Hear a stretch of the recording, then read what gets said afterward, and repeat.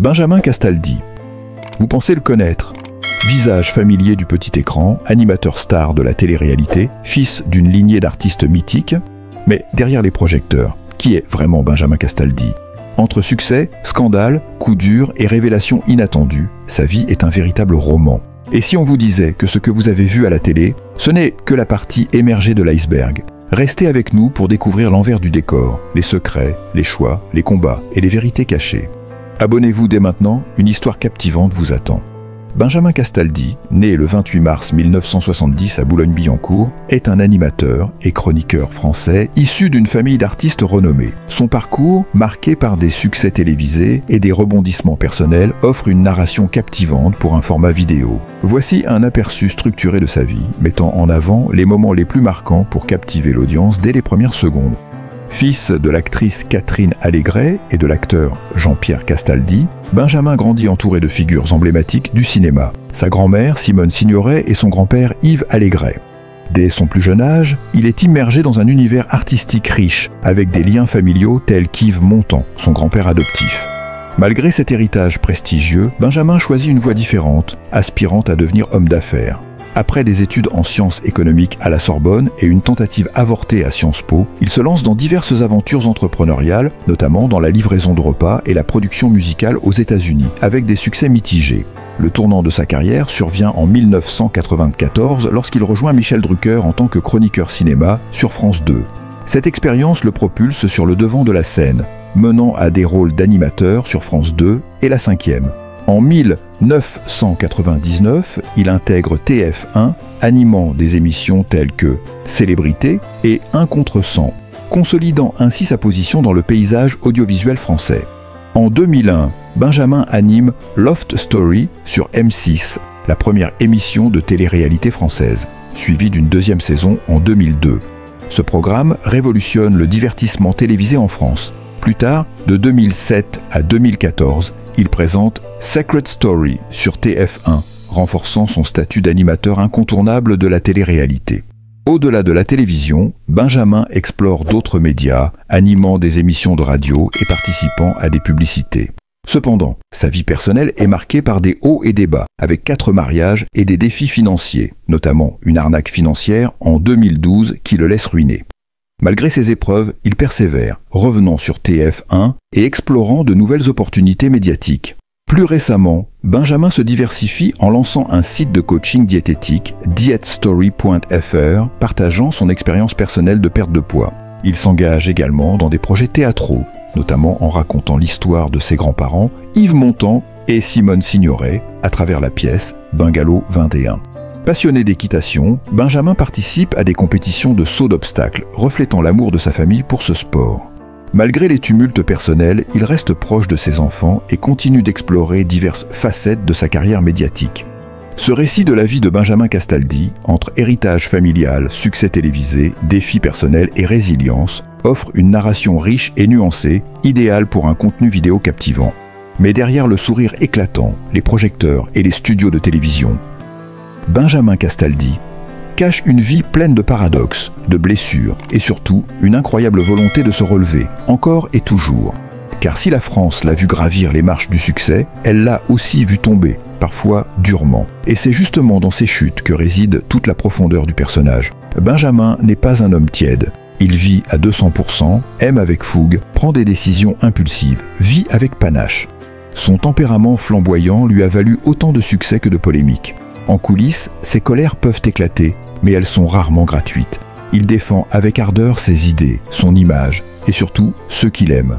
Il le dit lui-même. « J'ai souvent tout perdu parce que j'ai voulu tout vivre. » Une confession qui illustre parfaitement ce que beaucoup ignorent. Benjamin est un homme de cœur, parfois écorché, souvent mal compris.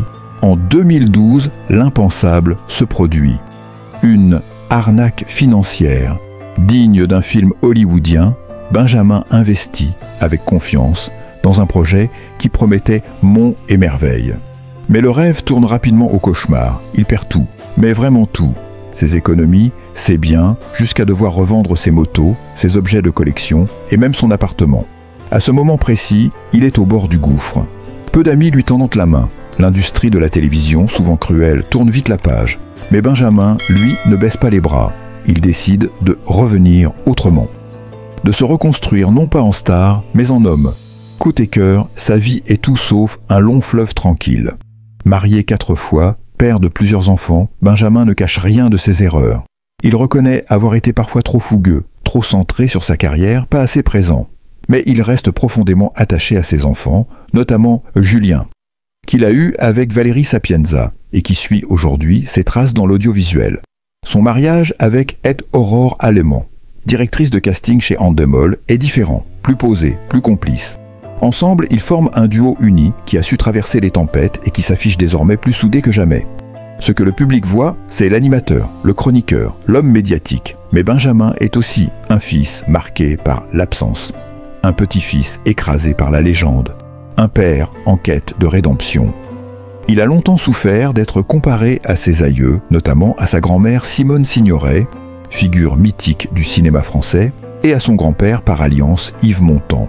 Ce poids de la lignée, il l'a d'abord fui, puis affronté avant de le sublimer. C'est ainsi qu'est née l'idée de Bungalow 21, un projet théâtral, où il raconte l'histoire d'amour interdite entre Marilyn Monroe et Yves Montand, vécue à travers les yeux des femmes restées dans l'ombre.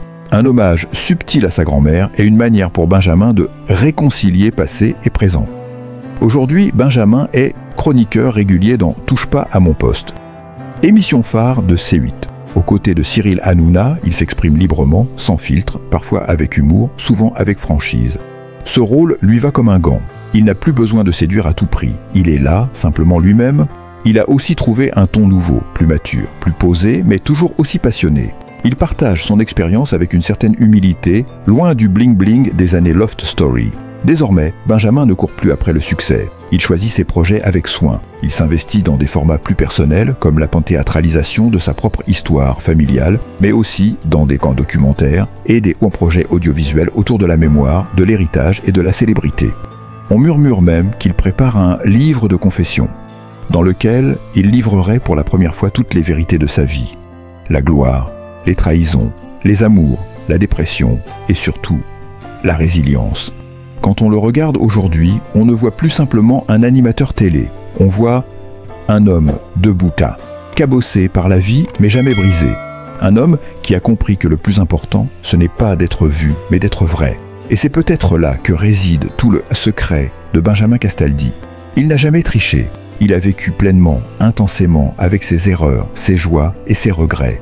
Il n'a jamais cessé d'aimer la vie, même quand elle lui a tourné le dos. Lorsque Benjamin se regarde dans le rétroviseur de sa carrière, il y voit à la fois des succès éclatants et des moments de doute profonds. Mais ce qui caractérise véritablement son parcours, c'est sa capacité à s'adapter, à se réinventer constamment. Contrairement à beaucoup d'autres personnalités publiques qui se figent dans un rôle, lui a toujours su évoluer au fil des tendances médiatiques. Quand la télévision s'est tournée vers la télé-réalité, il a pris les devants avec Loft Story, une émission qui est devenue un phénomène social, capturant l'attention du public et imposant Benjamin comme une figure incontournable du paysage audiovisuel français. Mais au-delà de l'animateur télé, Benjamin a su se diversifier. Il n'a pas hésité à endosser des rôles de chroniqueur dans des émissions plus intellectuelles, comme dans Les Grandes Gueules ou La méthode Coué. Ses interventions, souvent piquantes et pleines de répartie, le place dans une position de leader d'opinion. Il sait quand parler fort, quand se retirer, et quand user de son humour pour désarmer les tensions.